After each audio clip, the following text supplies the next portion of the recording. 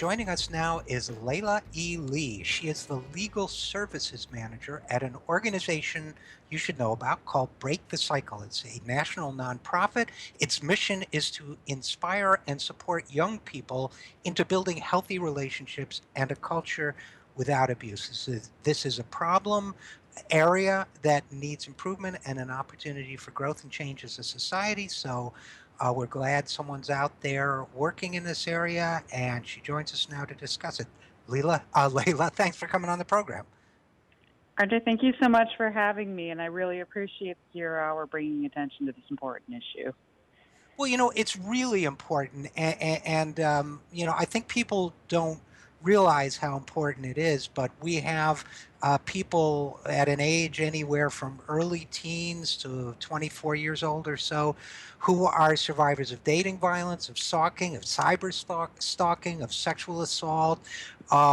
We have people whose lives are wounded by this on a daily basis, and I think it's an area where people need education. First of all, that the problem exists, and then secondly, how to behave differently. Is that a fair? Have I got it about right? I'd say you do. And absolutely, the problem is a lot more prevalent than most realize. Nearly 1.5 million high school students nationwide experience physical abuse from a dating partner in a single year. And what we really do see is the highest prevalence rates of abuse, both physical, sexual, and as you also mentioned, through online means are experienced by young people. And often these issues are arising in relationships much earlier than we realize. And it's partly because young people are dating much earlier than we realize. One study found that about 75% of seventh graders reported having a girlfriend or boyfriend. So here we're talking about 12, 13-year-olds. So it's important that we start talking to young people at a young age, both about dating violence, but also about how to have healthy relationships. And that's the important approach that Break the Cycle takes. We really try to focus on prevention as well as intervention. Yeah, and I think that's so important. I think that many people of all ages, A, don't have a strong role model for a healthy relationship, and B, younger people, especially people who are so young, don't have the emotional tools, the emotional maturity. They may model their behavior off faint impressions from media or wherever. So I do think it's very, very important. Let's talk about a couple of these different areas of a challenge, and then get into what you guys are doing about it. But sexual assault, for example, I saw a piece recently by a young woman, and the title and the theme of the piece was striking because she said the title was something like, "My rapist may not even know he raped me." Um, Mm-hmm. the idea that there are people who don't even have the education or knowledge to know. I mean, sometimes it's clear cut, but I think part of the isn't part of the problem that a lot of young people, when they begin dating, don't really know what the boundaries of acceptable behavior are, and when that crosses over into intimidation or outright sexual assault. Well, I would agree that in part the problem is that most young people have never had a conversation with a parent. One study found that 74% of young men, 66% of young girls say they've not had a conversation about dating abuse with a parent within the past year. So while we might have these conversations about not doing drugs or not engaging in other high-risk behaviors, nobody really talks to young people about how to have a healthy relationship and how to respect healthy boundaries in a relationship. So one of the most important things, and right now is actually February, Teen Dating Violence Awareness Month, we really encourage adults, whether in a professional capacity or as parents or just caring adults, if you know any youth in your life, to start a conversation with young people about healthy and unhealthy relationships. It's really easy to use examples in media or in your own personal lives to have that conversation, so that a young person understands, well, this is what healthy consent means and should look like. This is what a conversation should look like when we're talking about sexual boundaries and whether that means using contraception or what acts one's comfortable engaging in a relationship or even in a hookup situation. Right. And I know you guys do in-depth trainings on this for people, for professionals to communicate and so on. So, I don't want to oversimplify Hmm. but I mean, what are some of the key points that people need to understand? I mean, let's take an issue like consent. That I assume one of the things, and I suppose because I'm male, I concentrate on the male side of this, but understanding the right way to present your own interests or desires, when to understand you've been turned down, Mm. when a request turns into pressure or abuse, when you cross the line from cooperation to aggression. These are the types of things that for me come to mind in terms of talking to a young person about appropriate behavior in a relationship. Am I on the right track? Yeah, I think understanding the difference between, frankly, the difference between having a healthy conversation about consent and when something starts to become coercive can even become fuzzy for adults, right? Mm-hmm. Um, Right. and yeah, it's not just limited to an issue that young people face in negotiating conversations. But I think the important thing for both parties in the relationship or in the situation is that it shouldn't start to feel like one is being pressured. It's important to check in with yourself also. If you feel uncomfortable with how this conversation is going or something doesn't feel right to you, probably that is exactly what's going on. Something's happening that doesn't feel good. And when we talk to young people, we would say that should not be what's going on in the situation that you're in, because relationships should feel exciting and fun. They shouldn't be about pressure or coercion.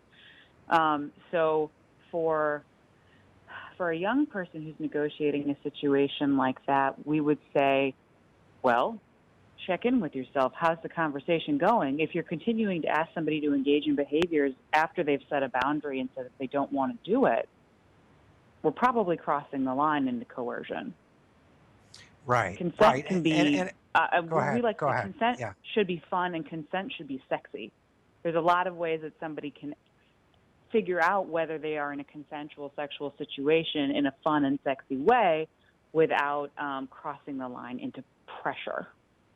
Yeah, yeah. No, I think that interior signal is a great point, a way to put it. We're talking with Laila Leigh, the legal services manager of Break the Cycle. Do you find in trying to do this work that it's a barrier? I think a lot of people, older people, have a moralistic problem even discussing, and as well as a kind of cultural problem even discussing matters of sexuality and sexual behavior with young people. Do you find that can be an impediment to your work?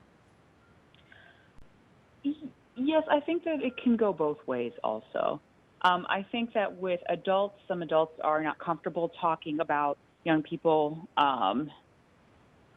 about relationships in part, especially when it's your own children. You might not want to even admit that your child is dating or engaging in some of these behaviors, right? Especially when it comes to matters of sex. But it's really important to have those conversations. And some of those conversations can be really open ended. They can start by just saying, hey, do you know what a healthy relationship looks like? Do you Mm-hmm. know what kinds of communication strategies you can use to figure out whether you and your partner can agree on something or resolve conflict in a healthy way? I think it also goes the other way too. What we have to realize is that young people also face some pretty serious obstacles when it comes to getting help. Some of those obstacles, RJ, as you already pointed out, is a lack of relationship experience, not necessarily recognizing when what they've experienced crossed over the line into abuse. Young people also face a lot of embarrassment or fear of social consequences for coming out and talking about being in an abusive relationship. A lot of young people fear losing independence if they disclose to an adult. Something that we also see in our work a lot is a fear of mandated reporting laws and losing control over what happens to their lives and their situations after they make a report. Mm-hmm. And then there's a lot of youth, and we see this in DC particularly, just a distrust of adults, a distrust of police, a distrust of service providers. wanting to help them at all. So I think that does go both ways. Yeah, yeah, I can imagine. How big a problem is stalking? Um, I would say it's a pretty significant problem. And when we talk about stalking, we're not just talking about, some people have this image of the person like hiding in the bushes outside of their homes, right? Right. But in our cases, we see as an element of the majority of our cases, if not all of them, we provide free legal services to youth between the ages of 12 to 24 in DC. Um, Stalking through social media, Hmm. phone, texting, creating fake accounts, or using spoofing apps to track or monitor somebody else's behavior. We see it all the time. So I would say it's extremely prevalent. Um, and young people between the ages of 18 and 19 experience the highest rates of stalking. Hmm.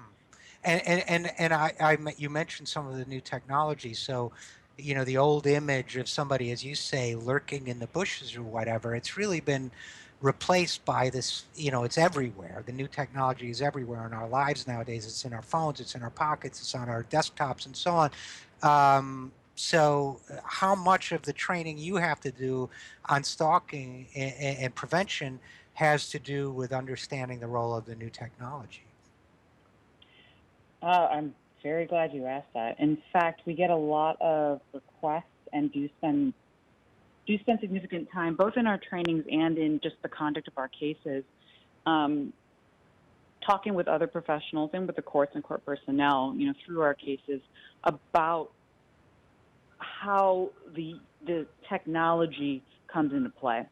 Um, it's important for I think any professional to understand what the various interfaces and platforms are like, and also to understand what the significance of the contexts are on social media apps. So, for example, to place into context, what does it mean when somebody's tagged in a photo on Instagram? Hmm. Some professionals have no idea what that means, or that it even means that somebody is being contacted in some way, or that something is being brought to a survivor's attention. So, an example from one of our cases, a real live example, is that an abuser posted a photograph of a gun and tagged our client in that photograph. And so, our challenge was communicating that this is in fact a threat, and a very serious public threat that was being made to this person's life. And people might not understand that if they didn't understand the new technology. They might not realize that that threat had even been made, right? Absolutely, absolutely right. Now, I almost hate to bring the next subject up. We're talking with Laila Leigh of Break the Cycle, legal services manager there, because frankly, it makes me sad, but it's a Hmm. reality, and we need to deal with it, and that is dating violence. You guys work with survivors of dating violence between the ages of 12 and 24, and you guys work to prevent dating violence. This is another major problem area, right? Absolutely, So absolutely. I guess one of the things that I assume you do is represent the victims of dating violence in the court system. Is it hard to get law enforcement professionals to believe a young person when they've been a victim of dating violence? Um, I wouldn't say that it's hard to get law enforcement or court personnel to believe a young person. I would say that sometimes what we do find is that the severity of the abuse can be underestimated, Hmm. or sometimes depending on the age of the survivor, the younger the survivor is, the more likely we will get a response to say, like, oh, it's just kids being kids, Hmm. or it wasn't really that bad, or it wasn't really sexual assault. In the case of like a grabbing or groping incident that might have taken place at school among junior high students. But, to the survivor, that's a very serious incident of abuse. Um, so I think we do see that sometimes. Yeah, And, and how do you overcome that or respond well, to that? I mean, obviously, sometimes people are intransigent, but how do you respond to that? Well, I think there's both a practical response that, no, in fact, this is very traumatic for the young person that this has happened to, and they're experiencing real traumas as a result. But also, there's the legal response, right? It doesn't matter how old they are; it's still legal. And when it comes to school cases, young people have certain protections under Title IX, and the school has to investigate and take action in order to both intervene and prevent ongoing sexual harassment or abuse or dating violence in their schools. So even if the tendency is there at first to underplay or look the other way, schools have an obligation to respond, and the courts have an obligation to respond to young people just as they would an adult survivor. So if there's one thing you wanted people to take away from this interview, Leigh, about Break the Cycle, which can be found at breakthecycle.org, what would it be? What would you want people to know? What I would really want everybody to know, especially since it's Teen Dating Violence Awareness Month, take some time and raise awareness about this important issue. Talk to the young people in your lives. It is never too early to have a conversation about the difference between an unhealthy and a healthy relationship.